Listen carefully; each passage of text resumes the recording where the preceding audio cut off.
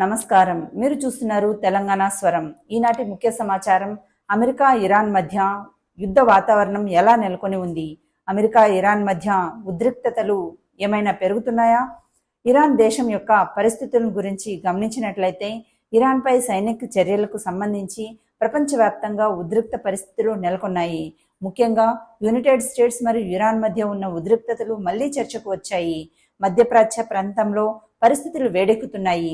ఇదిలా ఉండగా యుద్ధ వాతావరణ యొక్క ముఖ్యాంశాలను పరిశీలించినట్లయితే ఇరాన్పై సైనిక దాడులు జరిగే అవకాశం ఉందని అంతర్జాతీయ మీడియా నివేదికలు సూచిస్తున్నాయి.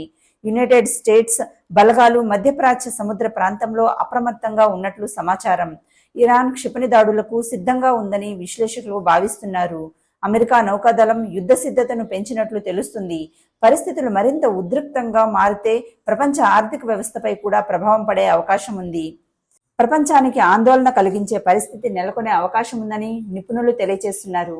ఈ పరిస్థితులు ఇలాగే కానీ కొనసాగితే మధ్యప్రాచ్యంలో పెద్ద స్థాయి యుద్ధానికి దారితీయవచ్చని అంతర్జాతీయ నిపుణులు హెచ్చరిస్తున్నారు. ముఖ్యంగా చమురు ధరలు పెరిగే అవకాశం ఉందని విశ్లేషకులు అంటున్నారు.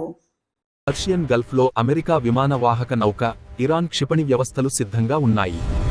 పరిస్థితి చాలా ఉద్రిక్తంగా ఉంది.